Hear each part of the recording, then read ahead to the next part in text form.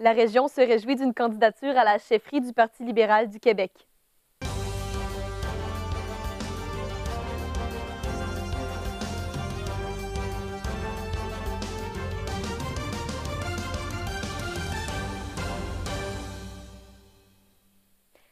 Les accusations d'abus physiques sur les enfants auraient bondi de 67 % durant les 7 dernières années au Québec, selon des informations recueillies par Québecor.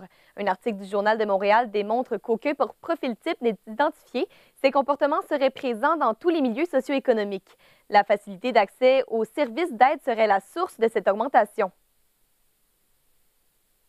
Le DPCP a été très présent dans les médias dans les dernières années pour expliquer notre mandat, pour expliquer la manière dont on peut venir en aide lorsqu'il y a des situations d'abus physiques ou d'abus sexuels qui arrivent. Donc, on a un très bon encadrement des victimes qui se fait là, depuis plusieurs années, mais je pense que ça s'est développé également là, dans les dernières années. Donc, ça amène les gens peut-être à plus dénoncer. Les députés du Bloc québécois ont tenu ce matin une conférence de presse afin de présenter leur plateforme régionale 2025 pour le Saguenay-Lac-Saint-Jean. Thierry Simard était présent sur place. Thierry, en quoi consiste cette plateforme régionale? Eh bien, cette plateforme va présenter surtout différentes propositions séparées en plusieurs grands thèmes, des thèmes en soutien à la population du Saguenay-Lac-Saint-Jean et à l'économie de la région. Pour ce qui est des secteurs visés, c'est principalement ceux des ressources naturelles, comme par exemple l'industrie forestière ou encore l'aluminium. On note aussi une proposition concernant la zone industriello-portuaire de Saguenay, que l'on considère comme très importante pour la région.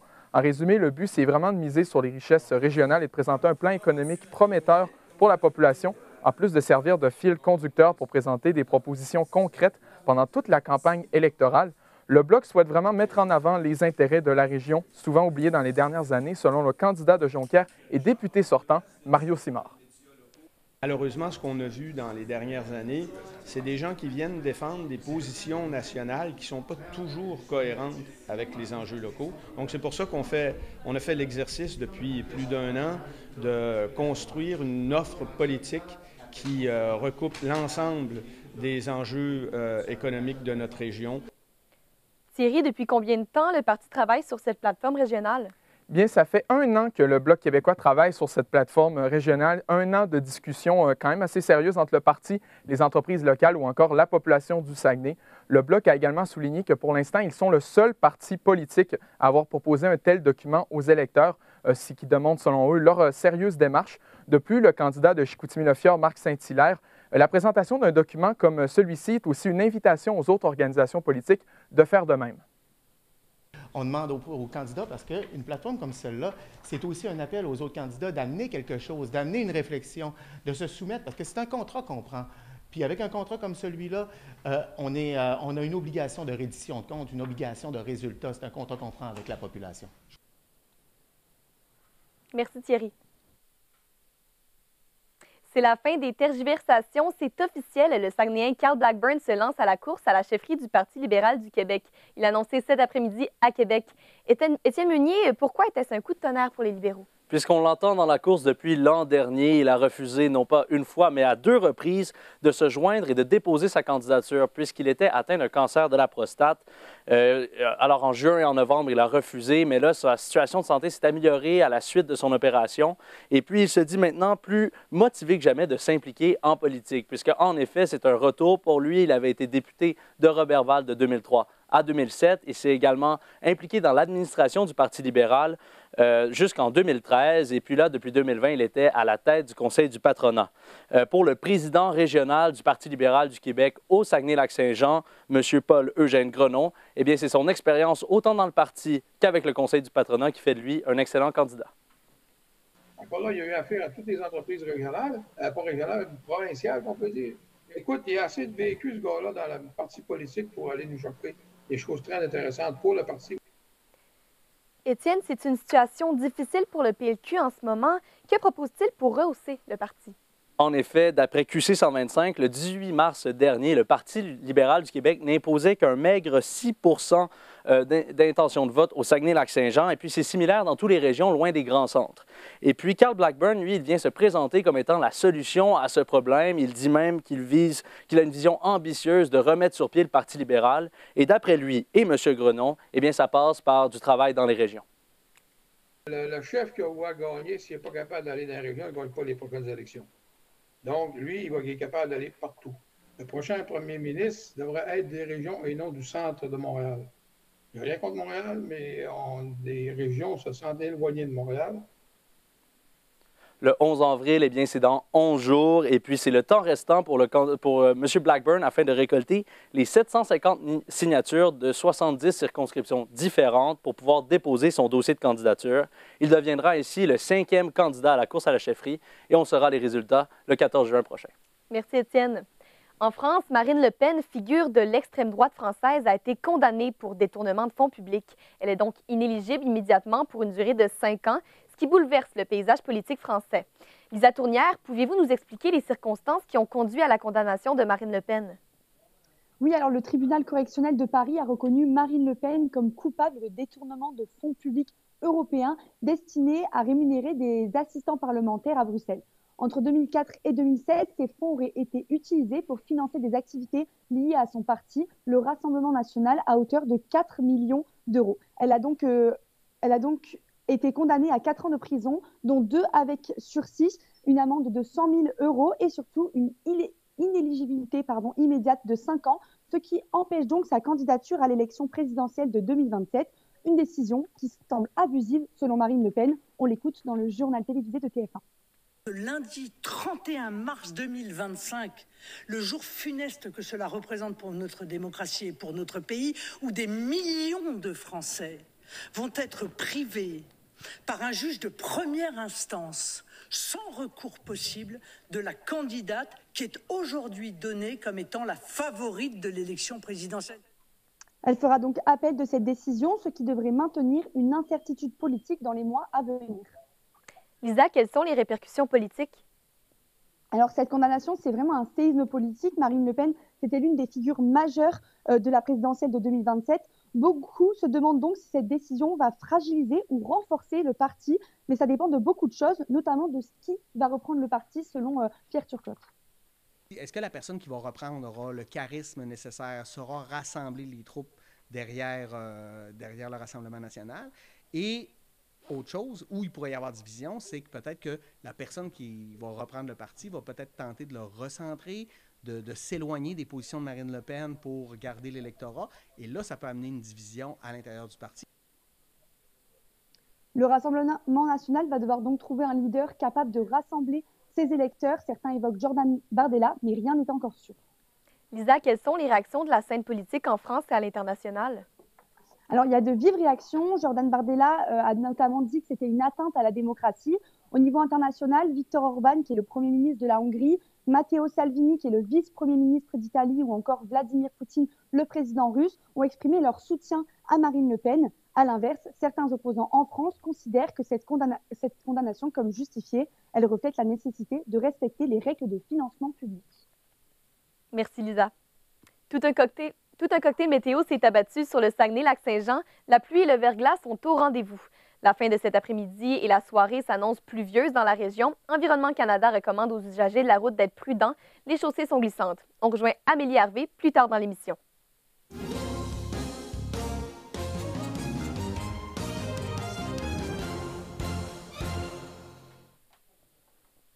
Me parler dans mes oreilles.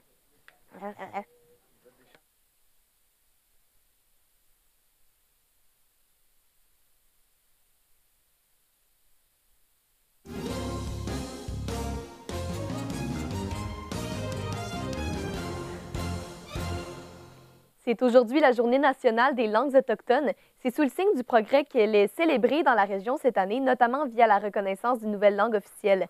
Notre journaliste Tristan Côté a plus de détails sur ce sujet. Tristan, on parle de quel type de progrès plus concrètement? Tout d'abord, le Conseil des élus a octroyé un prestigieux statut symbolique de langue officielle au Nel-Wewen, qui est spécifique aux Inuits du lac Saint-Jean. Ça faisait plusieurs années que la communauté cherchait à le faire. C'est un ultime geste qui permettra d'assurer la pérennité de cette langue qui s'est affaiblie avec le temps. La communauté craignait de complètement la perdre si rien n'était fait. Heureusement, il y a un intérêt grandissant pour l'apprentissage de cette langue dans la région. C'est grâce aux initiatives prises dans les écoles pour promouvoir la culture autochtone ainsi que la mise en place de formations collégiales en radio. Tristan, est-ce qu'il y a beaucoup de personnes qui parlent de Nel-Wewen à Mastéwiach? Ça reste encore un peu présent dans la région. Il n'y a qu'une centaine d'habitants qui le parlent, mais très peu de jeunes. On peut écouter Julie Rousseau à ce propos. Nos locuteurs fluides, c'est des personnes âgées, donc on va être là, dans le 55, 60, 65 ans et plus. On a quand même un bassin intéressant de gens qui sont des locuteurs silencieux, qu'on appelle, donc des personnes qui comprennent, mais qui ne parlent pas la langue. Donc là, on va retrouver surtout les tranches d'âge là, de 35, 40, 45, 50. Il est important de mentionner que les pensionnats autochtones ont eu un impact considérable dans le manque de transmission de cette langue au fil des générations. Il y a des gens qui ont cru bon préserver leur enfant de ça, de ces traumas-là, de cette stigmatisation-là. Donc, même dans certaines familles là, où on parle en Nilwawan, la transmission là, ne s'est pas faite, puis pour diverses raisons aussi. L'emplacement géographique de Mastoyat a aussi joué un rôle dans le manque de transmission du Ned-Wewen. Donc, elle est très isolée des villages et des arrondissements du Saguenay-Lac-Saint-Jean. Donc, la langue française a pu facilement circuler et faire sa place dans la communauté. C'est l'une des langues les plus parlées sur le territoire de Mastoyat aujourd'hui. Merci, Tristan. Merci. Le premier ministre du Québec, François Legault, est en mission économique en Allemagne pour tenter de positionner la province comme un partenaire de choix sur les marchés européens. Étienne Cazasu, quels enjeux ont été abordés lors de cette rencontre? Eh bien, alors, cette visite avait pour but de guider les entreprises québécoises à établir des liens commerciaux avec des partenaires européens, dont l'Allemagne, et ça leur permettrait donc de réduire leur dépendance vis-à-vis des marchés américains qui ont été restreints depuis l'investiture de Donald Trump. Alors, François Legault a rencontré le chancelier Olaf Scholz en Allemagne, avec lequel il a déclaré, et je cite, « Avec l'Europe, il faut en faire plus », qui traduit donc une volonté québécoise de se tourner vers ces marchés européens-là. On peut écouter Pierre Turcotte à ce propos. Ça fait longtemps qu'on doit faire ça, c'est diversifier nos marchés. Le problème qu'on a au Canada, c'est qu'à cause de notre situation géographique, plus de 70% de nos échanges se font avec les États-Unis. Et là, dans le cadre des tarifs avec Donald Trump, ça devient complexe. Donc, il faut se trouver des nouveaux partenaires, sinon c'est notre économie qui va cracher, en fait. Là. Fait que moi, je vois ça de manière relativement positive.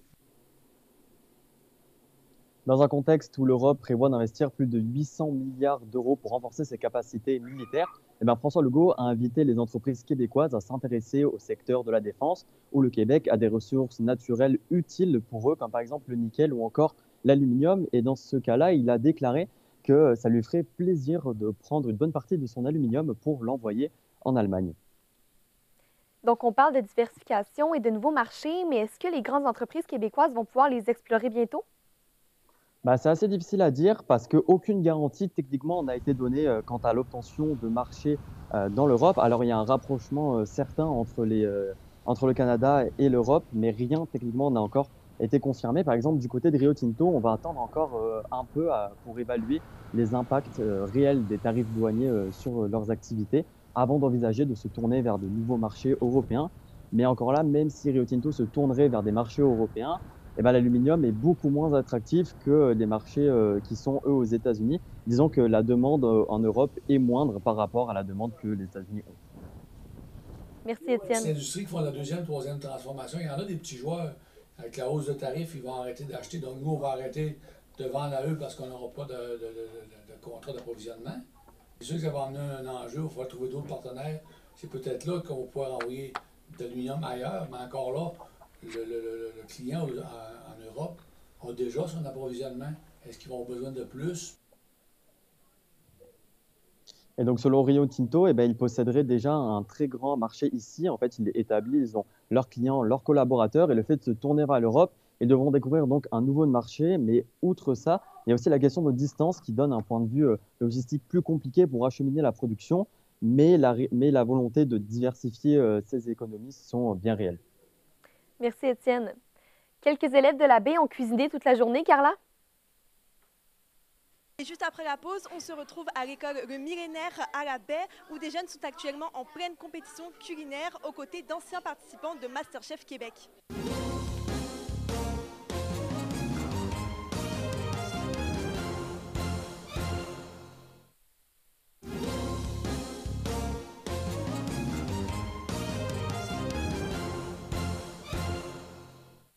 La deuxième édition de la compétition culinaire Mille et Chefs a eu lieu ce matin à l'école primaire au millénaire à la baie.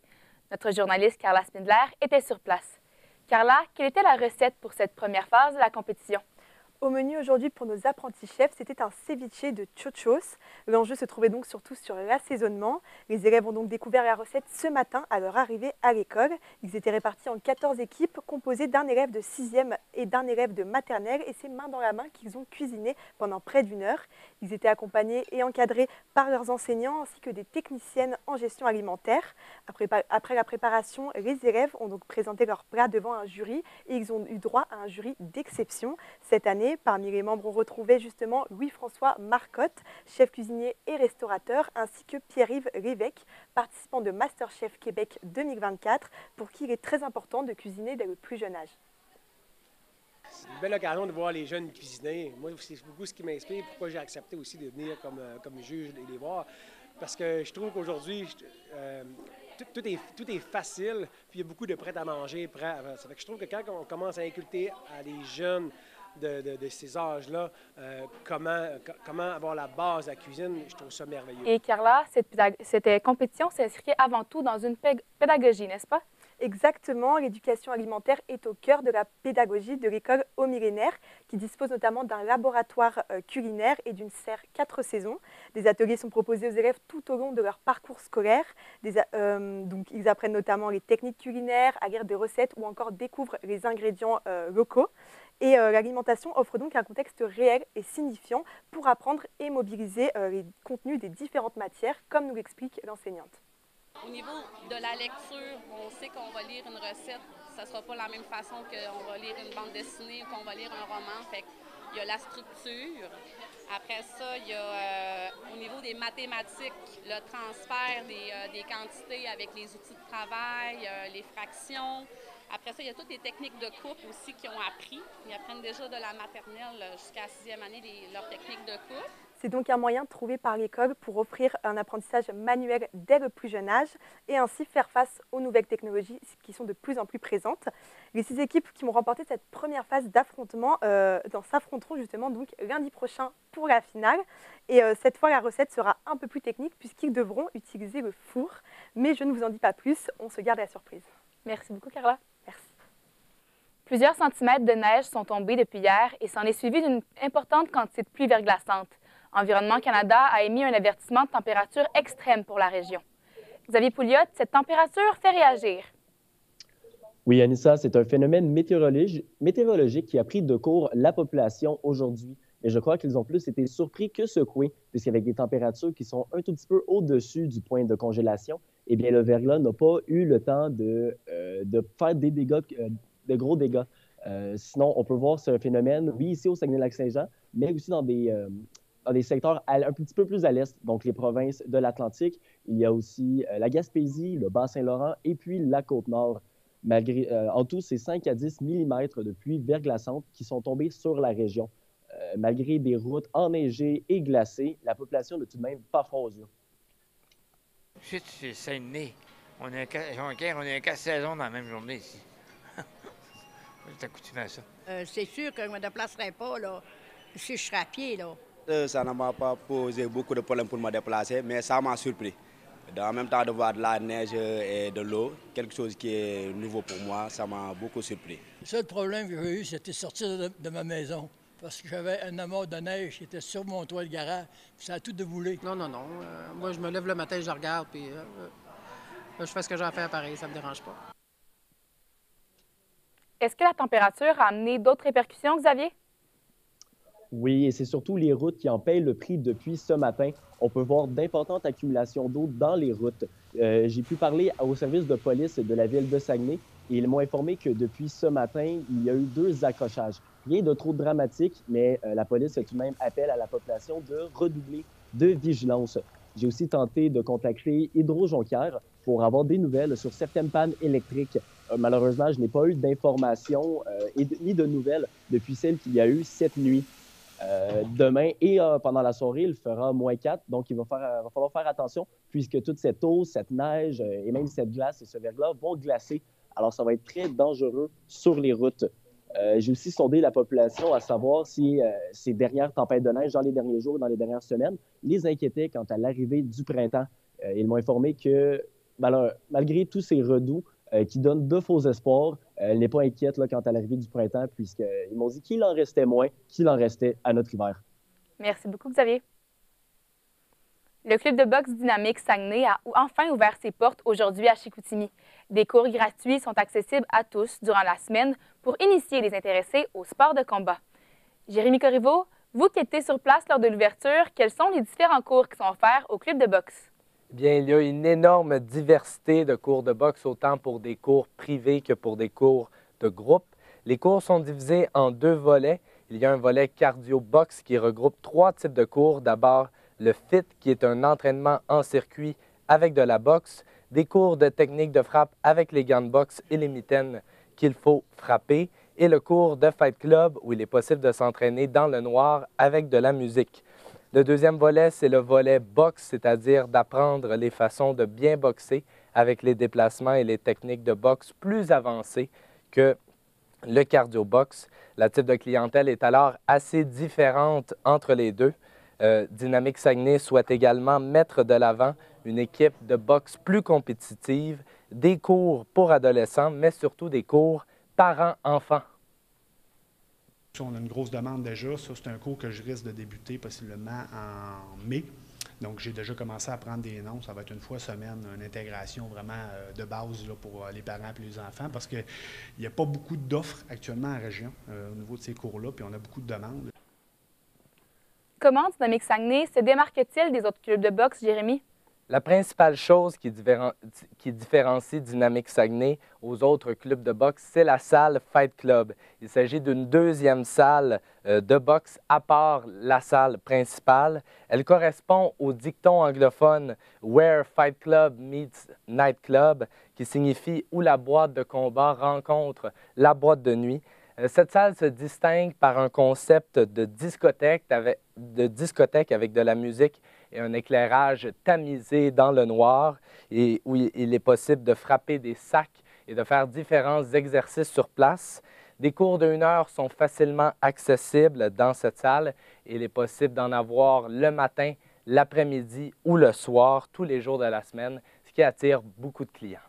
Merci. Le fait de vouloir commencer, c'est vraiment ce club de boxe-là, parce que parfois, d'autres clubs, il y a des contraintes, parce que il y a d'autres gens, puis c'est bien correct, il faut respecter tout le monde. Puis moi, ça m'a donné moins, pour moi personnel, parce que moi, le soir, il y a à 6 heures, je couche mes enfants, puis je m'en occupe, je fais le souper, fait que je peux pas boxer. Je peux pas vraiment m'entraîner. Mais avec Alex, je vais pouvoir. Merci beaucoup, Jérémy. Au revoir. Ces derniers jours, le milieu de la culture a connu quelques changements positifs dans la région. La galerie Maestria a déménagé et Jonquière en musique se renouvelle. Restez avec nous, on vous en parle après la pause.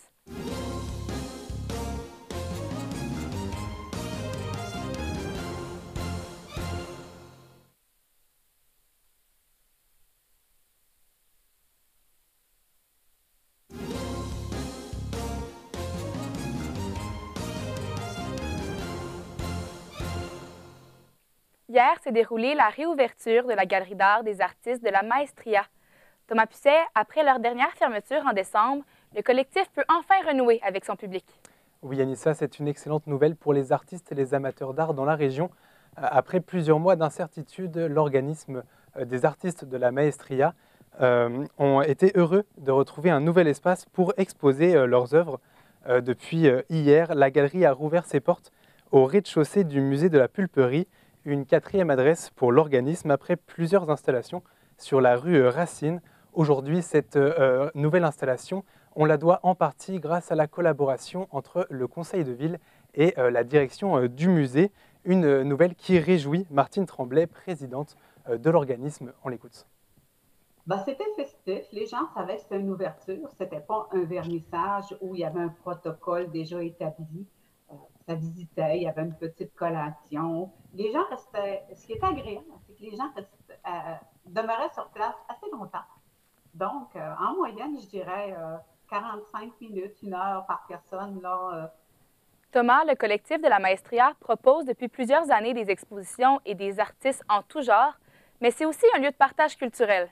Oui, Anissa, au-delà des expositions, la galerie sert aussi de passerelle pour faire continuer la culture. Depuis 5 ans d'ailleurs, les artistes se donnent le devoir de transmettre un peu de leur savoir et beaucoup de leur passion. C'est pourquoi toute l'année, ils vont organiser plusieurs activités gratuites pour les citoyens. Au programme, donc, ils vont parler de peinture, de sculpture et aussi de soucis techniques propres à leur art. Toutes les informations nécessaires à ces activités seront disponibles sur la page Facebook du collectif. En attendant, Martine Tremblay, la directrice de l'organisme, attend avec impatience la saison estivale. Il y a 2 immenses portes antiques qui donnent sur la galerie qu'on ne peut pas ouvrir en saison froide, mais pendant la période estivale, on ouvre ça, on peut peindre à l'extérieur, les gens peuvent se joindre à nous, donc ça devient plus convivial, c'est sympathique ça va être sympathique comme atmosphère. Merci beaucoup, Thomas. Au revoir. Vent de renouveau pour Jonquière en musique. Je me suis entretenue un peu plus tôt aujourd'hui avec le directeur général, Félix Ouellette. Jonquière en musique est un festival vibrant qui fait rayonner des dizaines d'artistes de la région. Cette année, pour les 35 ans, l'organisation a changé l'image de marque pour connecter davantage avec les festivaliers. Je suis en compagnie du directeur général, Félix Ouellette, afin de discuter de cette décision. Félix Ouellette, bonjour. Bonjour. Pourquoi est-ce important pour l'organisation de changer l'image de marque après 35 ans? Oui, bien en fait, ça faisait très longtemps que ça n'avait pas été changé. Nous, on voulait vraiment aller changer justement au niveau des jeunes, au niveau des personnes plus âgées. On voulait vraiment que ce soit vraiment de la diversité.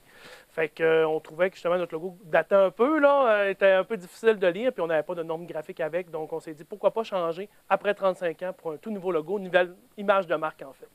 Et puis, avez-vous suivi un long processus de création avant d'arriver au logo final? Oui, effectivement, avec le conseil d'administration, parce que Jonquière en musique, c'est un organisme à but non lucratif. Donc, on a un conseil d'administration. On a fait beaucoup de rencontres là, dernièrement. Ça fait à peu près 2 ans qu'on travaille un peu le projet. Puis, le projet a pris à peu près de 6 à 7 mois vraiment à être concrétisé, vraiment trouver la bonne forme, parce qu'il fallait que ça s'attache à tout le public. Hein? Les plus jeunes, la familiale, peu importe qui. Donc, c'était ça qui était difficile dans le mandat, là. Puis, est-ce qu'il y a une raison en particulier pourquoi vous voulez aller chercher peut-être un peu plus les jeunes ou les personnes âgées? Bien, en fait, on va aller chercher tout le monde. Hein. On est un festival inclusif, donc on veut vraiment que ce soit toutes les générations qui soient là. C'est gratuit, donc vu que c'est ouvert à tous. Mais c'est sûr que les jeunes, c'est un peu plus difficile, veut pas, là, d'attirer les jeunes. Fait qu'on les attire pendant notre programmation. Fait qu'on se dit, bien, pourquoi pas par l'image de marque? Donc, on avait vraiment envie là, de faire quelque chose que les gens étaient fiers aussi de porter en écusson ou quelque chose du genre. Puis, vous êtes dans les derniers 1000 avant le dévoilement de la programmation. Oui. À quoi est-ce qu'on peut s'attendre pour la prochaine édition? Oui, bien en fait, je peux même vous le dire, là, on va annoncer le 29 avril. La date est confirmée. On va s'attendre encore à plusieurs styles musicaux. Donc, autant du pop, du rock, du country, du punk, vraiment tous les styles. Puis il y en a vraiment pour tous les goûts, pour toutes les tranches d'âge. Donc, on a beaucoup de gros artistes cette année. C'est quand même impressionnant de ce qu'on est capable de faire là, après 35 ans dans la gratuité. On est très heureux. Puis les noms vont sortir le 29 avril, peut-être un petit peu avant. Puis, est-ce que ça a été difficile d'aller recruter des artistes de la région pour les premières parties? Non, bien en fait, on a un formulaire que les gens remplissent, puis on a beaucoup de demandes. Honnêtement, cette année, on a dû en avoir autour de 200, 215, si je ne me trompe pas. Première partie, donc, qui se sont inscrits. Ce qui est dur, c'est de les sélectionner aussi en fonction du style, selon la programmation qu'on a. Mais ce qui est dur, c'est qu'ils sont tous bons. Donc, on peut en avoir, on n'en prend que 12. Hein? Donc, des fois, on en a 50, plus que ça. Des fois, ils sont tous bons, mais dans le sens qu'on fait comme, lui serait bon là, mais fait qu'on a de la misère à choisir, là, honnêtement. Donc, c'est un long processus qui est difficile, mais tout de même, on espère les faire rayonner un peu. C'est ça le but, en fait, de faire rayonner vraiment les artistes de la région, les artistes aussi de la province et canadienne aussi, là. Donc, en partie principale, puis en première partie, vraiment les artistes régionaux, leur donner une place, les mettre en lumière, c'est super important pour nous. Il n'y a pas beaucoup de festivals qui font ça, donc c'est vraiment une mission, en fait, pour nous. Puis qu'est-ce qu'on peut vous souhaiter pour cette prochaine édition-là? Du beau temps. Les festivals, là, je vais être honnête, là, ça fonctionne très bien quand il fait beau. Donc, on va souhaiter du bon temps. Puis, il y a beaucoup de festivaliers. Venez, c'est gratuit. Donc, c'est ça qui est intéressant. Bien, merci beaucoup, M. Lalette, d'avoir pris votre temps de vous déplacer en studio. Et vous l'avez appris à la maison, la programmation sera dévoilée le 29 avril prochain.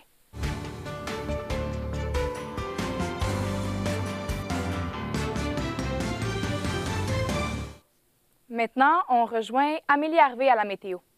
Amélie, il faut sortir notre parapluie.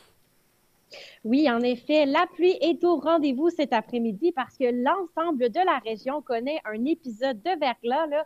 On parle là, de 5 à 10 mm de verglas qui sont attendus d'ici ce soir, selon Environnement Canada. En ce moment, il fait 1 degré Celsius à Saguenay, ressenti moins 5 degrés Celsius. Il fera un peu plus chaud en soirée avec une température de 3 degrés Celsius, ressenti 1 degré Celsius. On attend également des rafales de vent pouvant aller jusqu'à 50 km/h. Le mercure, quant à lui, va chuter à partir de 20 h ce soir pour atteindre moins 2 degrés Celsius avec des averses de neige par intermittence. Pour les Janois qui nous écoutent à la maison, à quoi peuvent-ils s'attendre? Bien, du côté d'Alma, des précipitations sont également prévues avec une température de 1 degré Celsius en soirée. Du côté de Roberval et de Dolbeau, la pluie sera aussi de la partie ce soir avec quelques flocons en plus. Le mercure va baisser cette nuit autour de 3 degrés Celsius en moyenne pour les 3 villes. Dans les prochains jours, les températures à Saguenay vont varier entre moins 5 degrés Celsius et moins 2 degrés Celsius avec un mercredi particulièrement froid. Donc, ne rangez pas vos manteaux d'hiver de sitôt parce que les températures pourront toujours vous surprendre. Avis également à tous les usagers de la route, si vous comptez emprunter la route 172 ou la route 175, Environnement Canada vous conseille d'être prudent. C'est la même chose pour les piétons car les chaussées sont glissantes, de même que les trottoirs. Merci beaucoup, Amélie. C'est ce qui complète cette édition de La Pige en direct. Merci d'avoir été des nôtres. Bonne soirée.